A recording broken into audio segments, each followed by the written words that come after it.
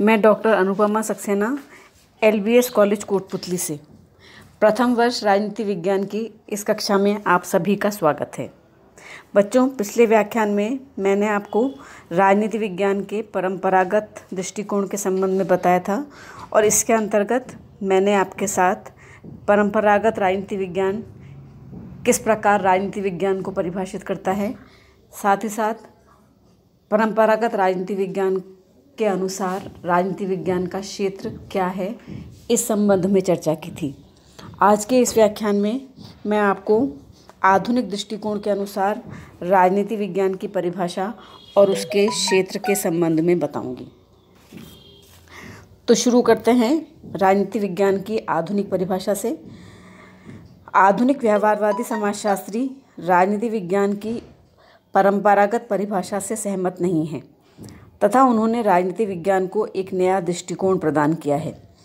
वास्तव में द्वितीय विश्व युद्ध के पश्चात अमेरिका में शिकागो विश्वविद्यालय के राजनीति विज्ञान के विद्वानों ने राजनीति विज्ञान को एक नवीन दृष्टिकोण प्रदान करने का प्रयास किया। विविध विद्याओं के पारस्परिक संबंध पर आधारित दृष्टिकोण को अपनाते हुए उन्होंने राजनीति विज्ञान को अन्य सामाजिक विज्ञानों जैसे समाज विज्ञान, मनोविज्ञान, इतिहास, अर्थशास्त्र, मानवशास्त्र आदि के निकट लाने पर बल दिया। उनका विचार था कि जीवन के विविध क्षेत्रों से मनुष्य के व्यवहार को अधिक महत्व प्रदान करते हुए राजनीति विज्ञान में व्यवहारवादी दृष्टिकोण को अपनाया जाना चाहिए। आधुनिक विचारधाराओं के अनुसार राजनीति विज्ञान की परिभाषा भिन्न भिन्न रूपों में की गई। जैसे कुछ विद्वानों ने राजनीति विज्ञान को मानवीय क्रियाओं का अध्ययन माना। उनके अनुसार राजनीति विज्ञान वह विज्ञान है जो मनुष्य के राजनीतिक व्यवहार का अध्ययन करता है, जैसे मतदान व्यवहार। इसी प्रकार कुछ आधुनिक विद्वानों ने राजनीति विज्ञान को शक्ति का अध्ययन माना है।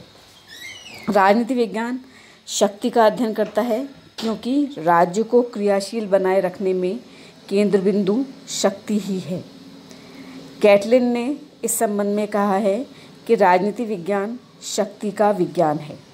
इसी प्रकार लासवेल और कैपलान ने भी शक्ति के रूप में राजनीति विज्ञान को परिभाषित करते हुए कहा है, आधुनिक खोज के रूप में राजनीति विज्ञान शक्ति के निर्धारण और सहभागिता का अध्ययन है। शक्ति के अतिरिक्त राजनीति विज्ञान को राजनीतिक व्यवस्था के अध्ययन के रूप में भी परिभाषित किया गया है।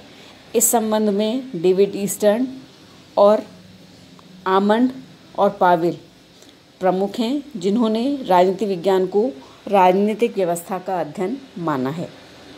इसके अतिरिक्त आधुनिक राजनीति विचारक राजनीति विज्ञान को निर्णय प्रक्रिया का अध्ययन भी मानते हैं।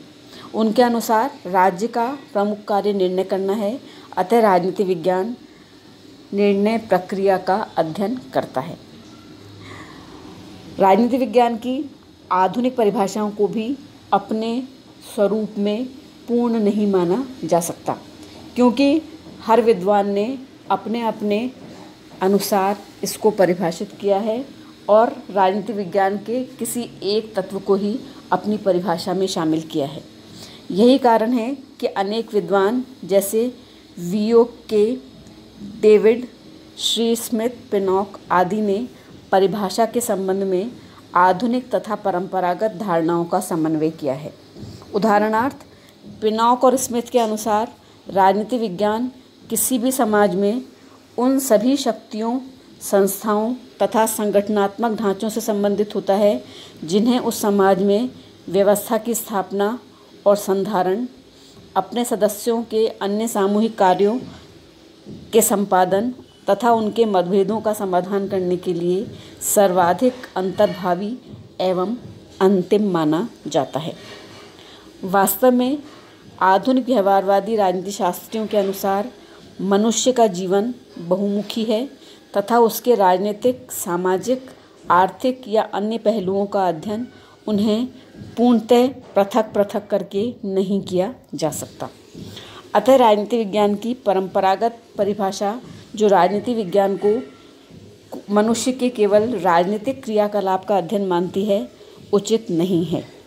उनके अनुसार राजनीति विज्ञान एक ऐसा विज्ञान है जो मनुष्य के राजनीतिक व्यवहार व क्रियाकलाप का अध्ययन करने में उसके सामाजिक, आर्थिक, धार्मिक, नैतिक आदि विभिन्न प्रकार के व्यवहार व क्रियाकलापों का अध्ययन प्रसंग व आवश्यकता अनुसार करता है।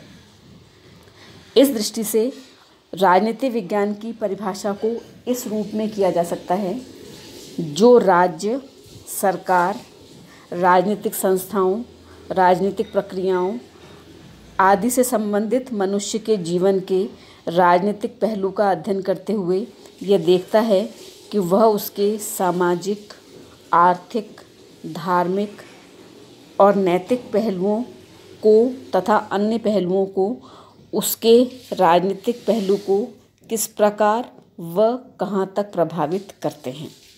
तो ये तो हुई बच्चों आधुनिक दृष्टिकोण के अनुसार राजनीतिक विज्ञान की परिभाषा। अब हम चलते हैं राजनीति विज्ञान के क्षेत्र की ओर, जो कि आधुनिक विद्वान मानते हैं। मनुष्य के राजनीतिक क्रियाकलाप उसके जीवन के सामाजिक, आर्थिक, धार्मिक, नैतिक आदि अन्य प्रकार के क्रियाकलापों से प्रभावित होते हैं और उसके राजनीतिक क्रियाकलाप उसके अन्य प्रकार के क्रियाकलापों को प्रभावित भी करते हैं। अतः राजनीति विज्ञान के अध्ययन क्षेत्र में मनुष्य के वे क्रियाकलाप व मानव व्यवहार की वे क्रियाएं आती हैं जो राज्य व राजनीतिक संस्थाओं की परिधि से बाहर की होती हैं। मनुष्य इन क्रियाकलापों व मानव व्यवहार की इन क्रियाओं के संबंध में राज्य व अन्य राजनीतिक संस्थाओं के माध्यम से प्रत्यक्ष रूप से होने वाली मनुष्य की गतिविधियों से ही नहीं, वरन उसका संबंध मनुष्य की गतिविधियों से भी है जो राजनीतिक संस्थात्मक ढांचे की पृष्ठभूमि में रहती हैं तथा जिनका आधार केवल राजनीतिक ही नहीं होकर बल्कि धार्मिक, आर्थिक या सामाजिक भी हो सकता है। यही कारण है कि डॉक्टर C.S. हायमैन ने कहा है कि राजनीति विज्ञान का क्षेत्र अब इतना व्यापक हो गया है कि उसमें संस्थात्मक संगठन, निर्णय निर्माण की और क्रियाशीलता की प्रक्रियाओं, निर्णय की राजनीति, नीतियों और कार्यों की विधिबद्ध प्रशासन आदि को भी सम्मिलित किया जाने लगा है। इसी प्रकार अनेक आधुनिक विचारक राजनीतिक विकास, राजनीतिक संस्कृति, राजनीतिक संचार, राजनीतिक औचित्य, राजनीतिक सामाजिकरण, राजनीतिक अभिजन आदि विषयों को भी राजनीति विज्ञान के अध्ययन क्षेत्र में शामिल करते हैं। वास्तव में द्वितीय विश्व युद्ध के पश्चात राजनीति विज्ञान के क्षेत्र विषयक विचारधाराओं में तीव्र गति से परिवर्तन होने के कारण परंपरागत दृष्टिकोण के स्थान पर नवीन दृष्टिकोण का प्रादुर्भाव हुआ। क्षेत्र निर्धारण संबंधी ये नवीन प्रगतिशील दृष्टिकोण व्यवहारवादी दृष्टिकोण कहलाया। व्यवहारवादी एवं आधुनिक विचारकों में David Easton, Kirkpatrick, H. Dahl, Graham Wallas आदि के नाम विशेष रूप से उल्लेखनीय हैं।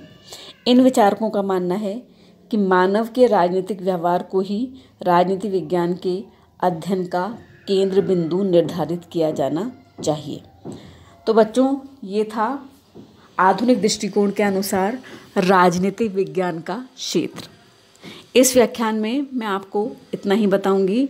अपने अगले व्याख्यान में मैं आपको राजनीति विज्ञान के किसी अन्य पक्ष के संबंध में बताऊंगी। धन्यवाद।